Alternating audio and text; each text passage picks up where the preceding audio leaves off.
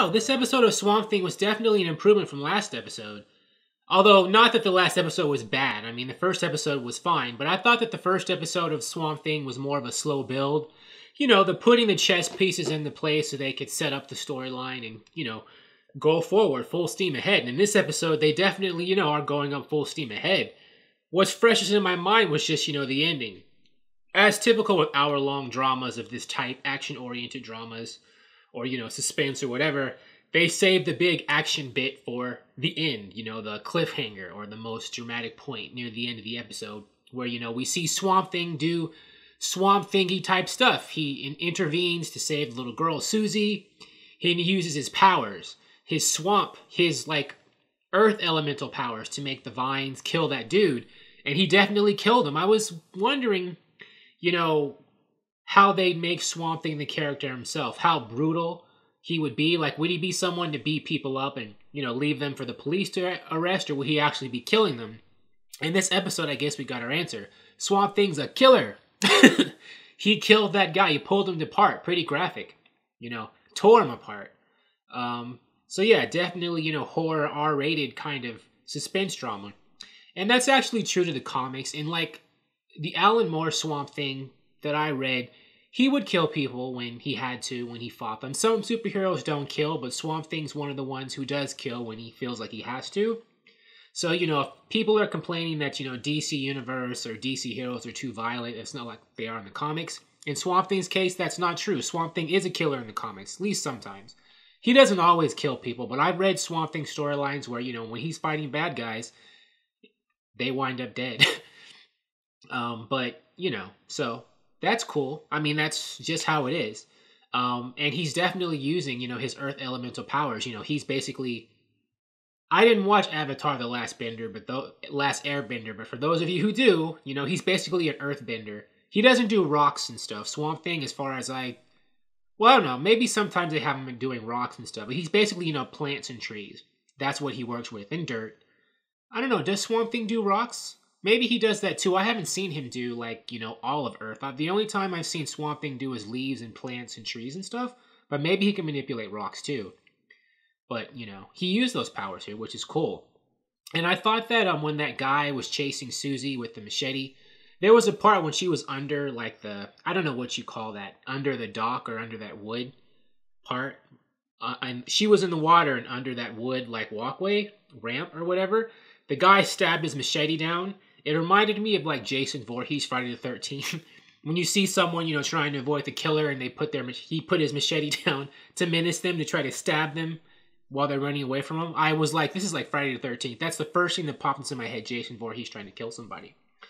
And the little girl, Swamp Thing, rushing to save a little girl, reminded me of the old classic Swamp Thing comics. There was this little blonde girl for the first 20 issues of the 1980s Swamp Thing series named Karen Casey Clancy, whom Swamp Thing was trying to help and track her down. She was involved in this weird stuff. And that's who I thought this girl in the show was supposed to be, Karen Clancy. But that's not, she isn't. She's a totally different character. This girl in the show, Susie, a different blonde girl. And it makes sense. Karen Clancy in the comics was this evil demonic spirit. Anyway, she turned out to be evil. But at first, when I saw this little, blonde girl on the show, I was thinking at first, is that the same girl? But it's not. But that's what it made me think of, the little blonde girl Swamp Thing had to rescue, or thought he had to rescue in the early series. On to the rest of the show. Kevin Durand is a really good actor. He's the one playing Jason Woodrue. I've seen Kevin Durand in other, movies and shows and stuff. The characters he played have totally different personalities in the way he's playing Jason Woodrue, the Floronic Man, in Swamp Thing, the TV show, in this episode. The whole, nerdy or weird scientist character, I've never seen him play a character like that before. I've seen him play, more tough guy kind of characters, or killers.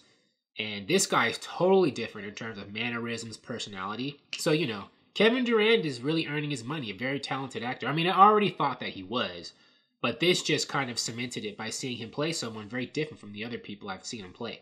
And they gave him a wife. I don't remember Jason Woodrue having a wife in the comics. So I'm wondering, what they gave him a wife for in the show and what her purpose will be.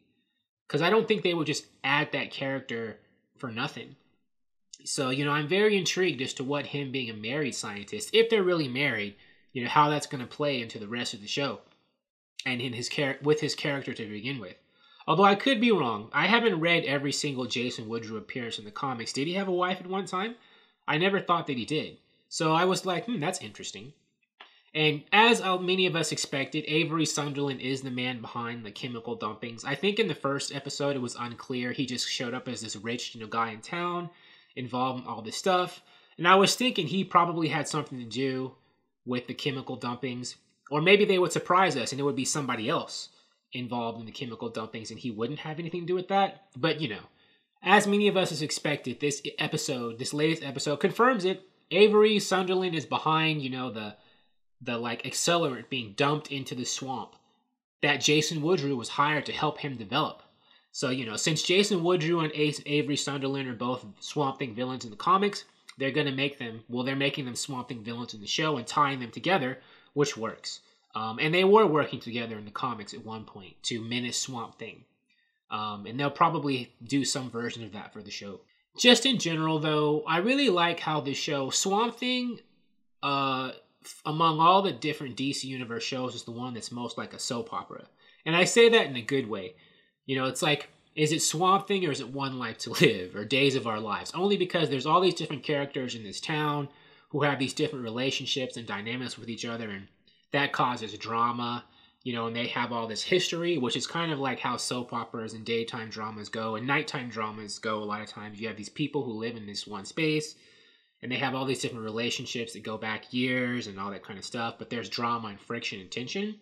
And Swamp Thing is, that's what Swamp Thing makes me think of, more so than Titans or Doom Patrol. They have drama too, but in a different way. But I like seeing that. I like seeing all these characters mixing it up. I could go character by character, but, it will just make things a bit too long for this episode. But, very interesting. I like it. I'm intrigued with the whole, the soap opera drama, sort of, kind of. And I say that in a good way. I'm not trying to... Usually when people talk about soap operas, they're trying to, talk about them negatively. I'm not using that for this show. I think that it works well for the show. I like, the drama between people that they're playing out. And, I like the actual, physical action, the swamp thingy action that we have at the end. I like, a soap opera with the backdrop of all this, dark, supernatural, and also scientific, evil going on. So far, this show seems all scientific, but, Madame Xanadu, when she was talking to Maria Sunderland, did say that there was an imbalance in light and dark. So I think the show will also touch on the supernatural elements of Swamp Thing too. In the comics, Swamp Thing did it all. He had supernatural adventures and scientific adventures. And this show so far seems like it's all going to be scientific with chemicals and, reacting and stuff. But I think it's also going to mix with some supernatural, spiritual stuff too, which we'll probably get to in later episodes. I think we're getting a hint of that starting. Oh crap, no, they did start it, because what's her name? Maria Sunderland, she conjured up the ghost of her dead daughter. Yeah, I remember that now. So yeah, they are going to do supernatural and science, just like the comics. So, Swamp Thing is very faithful to the comics. And it's sad to me that, this show, it's only getting better, even though, we're only 2 episodes in. So it's not like, we haven't reached its apex, but it does seem to be getting better. And it's a shame that we might not see a season 2 because of DC Universe's Swamp Thing problems. And maybe DC Universe in general might have a problem as Warner Brothers reevaluates it. But, I'm thinking that if Swamp Thing does well and it has a fan base, there could be a chance that they could bring it back. They can figure something out.